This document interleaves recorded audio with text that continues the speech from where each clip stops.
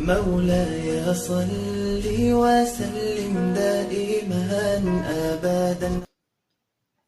بسم اللہ الرحمن الرحیم.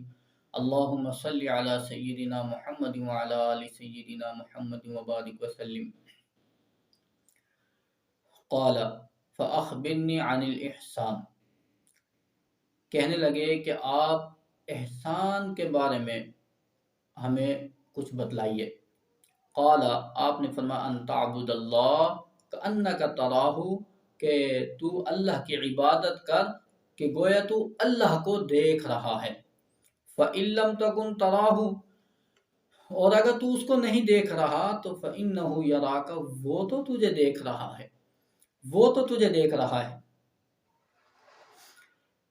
دوستو حدیث جبریل چل رہی ہے کہ اس سے پہلے دو حصے آپ کے سامنے بیان کیے ہیں اس حدیث کے، اور یہ تیسرا حصہ ہے، اور اس سے اگلا حصہ انشاءاللہ پھر اس کے بعد بیان کریں گے.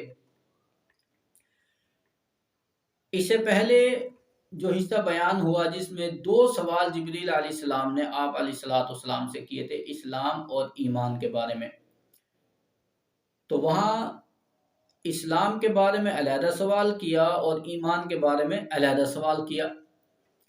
سوال یہ پیدا ہوتا ہے کہ اسلام اور ایمان میں آخر فرق کیا ہے، کہ کیا ایمان علیحدہ کوئی چیز ہے اور اسلام علیحدہ کوئی چیز ہے یا ایک ہی چیز ہے.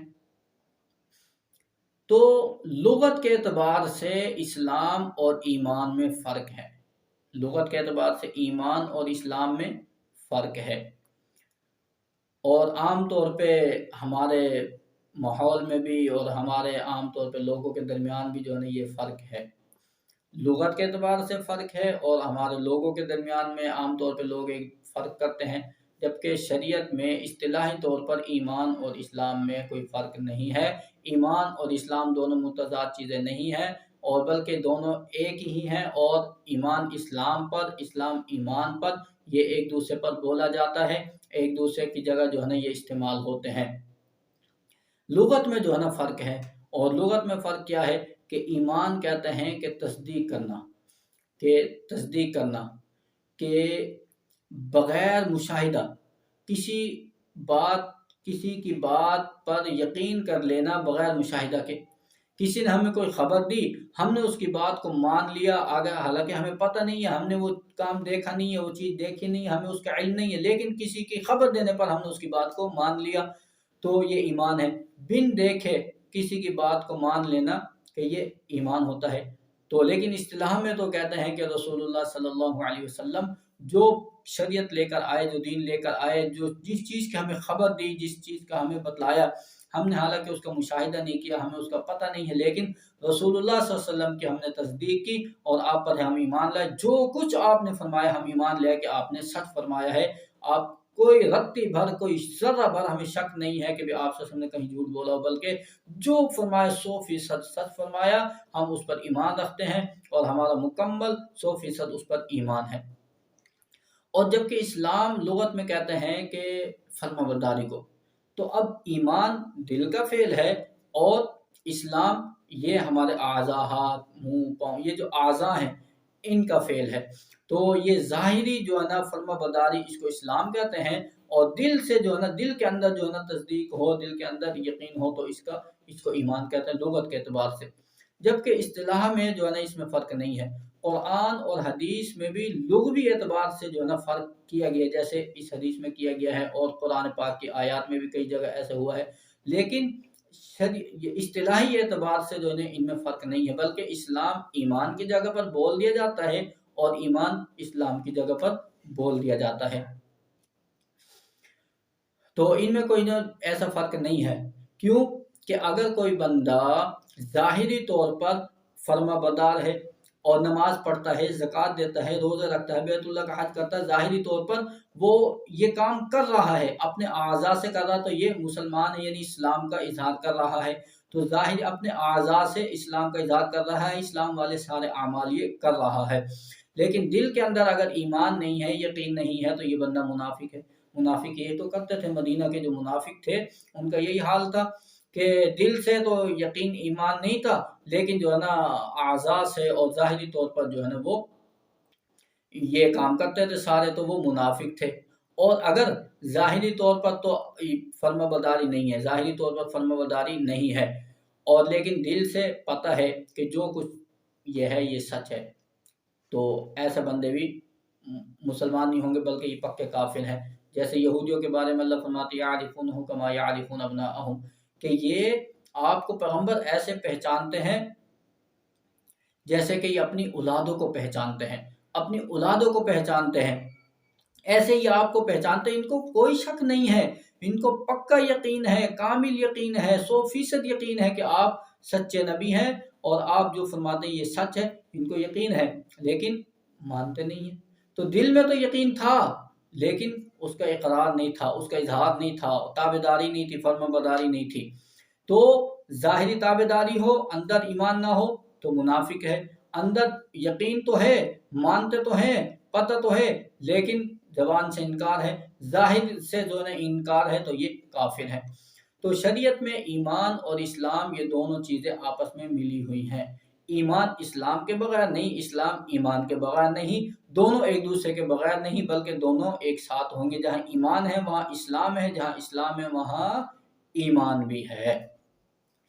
اور اس سے آسان لفظوں میں اگر آپ سمجھیں بات کو تو بات سمجھ آ جائے گی کہ ایمان اور اسلام، ایمان اور اسلام یہ دونوں، ان کا راستہ ایک ہے، دونوں کا راستہ ایک ہے۔ ایمان اور اسلام دونوں کا راستہ ایک ہے، فرق صرف ابتدا اور انتہا کا ہے۔ تھوڑی سی آپ توجہ کریں گے تو انشاءاللہ بات آپ کو سمجھ آ جائے گی۔ ایمان اور اسلام دونوں ایک ہی راستے پر چلتے ہیں، ایک ہی راستہ ہے دونوں کا، لیکن ابتدا اور انتہا میں فرق ہے۔ اب ایمان یہ چلتا ہے دل سے، ایمان چلتا ہے، ایمان کی ابتدا دل سے ہے اور اس کی انتہا اعضاء سے ہے، اور جبکہ اسلام کی ابتدا اعضاء سے ہے اور انتہا دل میں ہے۔ ایمان دل سے چلتا ہے، اعضاء پر پہنچتا ہے، اور اسلام اعضاء سے چلتا ہے تو دل پر پہنچتا ہے، یہ فرق ہے۔ تو جبریل علیہ السلام نے جو اگلا سوال کیا کہ ابھی مجھے احسان کے بارے میں بتلائیے، تو آپ نے فرمایا احسان کیا ہے؟ تو احسان دوستو دو طرح کا ہے۔ ایک احسان تو عام طور پر جو ہم لوگ کہتے ہیں یار فلانے پر احسان کا، فلانے کے ساتھ احسان کیا، جو ایک دوسرے کے ساتھ ہمدردی کرنا، ایک دوسرے کے ساتھ حسن سلوک کرنا، ایک دوسرے کی مدد کرنا، ایک دوسرے کا تعاون کرنا، ایک دوسرے تناصر کرنا، یہ ساری چیزیں جو ہے نا یہ احسان ہے، ایک دوسرے پر احسان کرنا۔ اور ایک احسان جو ہے نا وہ شریعت میں ہے کہ وہ کیا ہے؟ فرمایا کہ وہ یہ ہے کہ بھی تم اللہ کی عبادت کرو تو ایسے کرو گویا کہ تم اللہ کو دیکھ رہے ہو، اللہ کو دیکھ رہے ہو، اس طرح اللہ کی عبادت کرو۔ اور اگر یہ تصور نہیں بنتا تو یہ تصور لازمی بناؤ کہ اللہ تمہیں دیکھ رہا ہے۔ دوسرے لفظوں میں دوستو اگر ہم یہ کہیں تو یہاں تصوف کے بارے میں پوچھا گیا ہے، کہ احسان یہ تصوف ہے۔ تصوف ہے یہ چیز کہ انسان کے اپنا ہر معاملہ وہ اللہ کے سامنے رکھے، اللہ کے سامنے رکھے، کہ جو کچھ کر رہا ہے کہ یہ تصور رکھے کہ اللہ مجھے دیکھ رہا ہے، اللہ مجھے دیکھ رہا ہے، میں اللہ کو دیکھ رہا ہوں، نہیں تو اللہ مجھے دیکھ رہا ہے۔ اب یہ کیفیت انسان کو کہاں پیدا ہوتی ہے؟ تو یہ دوستو اللہ والوں کی صحبت میں پیدا ہوتی ہے۔ انسان اللہ والوں کے ساتھ جڑتا ہے، اللہ والوں کے ساتھ اٹھنا بیٹھنا رکھتا ہے، ان کے ساتھ اپنا تعلق رکھتا ہے، تو پھر اس کو یہ کیفیت حاصل ہوتی ہے۔ اللہ والوں کی صحبت بہت ضروری ہے۔ انسان چاہتا ہے میری عبادت میں جان پیدا ہو، میری جو ہے نا توجہ اللہ کی طرف ہو، میری دھیان جو ہے نا اللہ کی طرف رہے، نمازوں میں جو ہے نا میری توجہ، میرا دھیان اللہ کی طرف رہے، تو پھر اس کو ضروری ہے کہ وہ اہل اللہ کی صحبت اختیار کرے، اہل اللہ کی صحبت اختیار کرے، کسی اللہ والے کے ساتھ اپنا تعلق بنائے، کسی اللہ والے کے ساتھ اپنے رابطہ مضبوط کرے اور اس کے ساتھ جڑ جائے اور اس کے ساتھ جو ہے نا اپنا تعلق کو مضبوط کرے، تو پھر انشاءاللہ یہ کیفیت حاصل ہوتی ہے کہ جب اس کی رہنمائی میں انسان زندگی گزارتا ہے اور اپنے آپ کو سنوارتا ہے، اپنے باطن کی اصلاح کرتا ہے، اپنے ظاہر کو سنوارتا ہے، تو پھر یہ کیفیت پیدا ہوتی ہے کہ جو جبریل علیہ السلام نے پوچھی تھی کہ اللہ کے رسول احسان کیا ہے، تو آپ نے فرمایا احسان یہ ہے کہ جب عبادت کرو ایسے کرو گویا کہ تم اللہ کو دیکھ رہے ہو۔ اگر یہ کیفیت نہیں ہوتی تو اتنی ضرور ہونی چاہیے کہ اللہ تمہیں دیکھ رہا ہے۔ تو دوستو یہ تصوف کے بارے میں بتلایا ہے، اور تصوف انسان جیسے شریعت کا علم سیکھنے کے لیے مدرسوں میں جانا پڑتا ہے، تصوف کا علم سیکھنے کے لیے خانقاہوں میں جانا پڑتا ہے۔ مدرسے میں جانا بھی ضروری ہے اور خانقاہوں میں جانا بھی ضروری ہے۔ شریعت کا علم سیکھنا بھی ضروری ہے اور طریقت کا علم سیکھنا بھی ضروری ہے۔ رسول اللہ صلی اللہ علیہ وسلم یہ دونوں علم لے کر آئے تھے، شریعت کا علم بھی اور طریقت کا علم بھی۔ اور شریعت کا علم اس دور میں مدارس میں سکھایا جا رہا ہے، اور طریقت کا علم اس دور میں خانقاہوں میں سکھایا جا رہا ہے۔ دعا ہے اللہ رب العزت ہمیں جہاں شریعت کا علم سیکھنے کا ہمیں ذوق شوق عطا فرمائے، ہمیں طریقت کا علم سیکھنے کا بھی ذوق شوق عطا فرمائے۔ اللہ رب العزت عمل کی توفیق عطا فرمائے۔ وما علینا الا البلاغ۔ مولاي صل وسلم دائما أبدا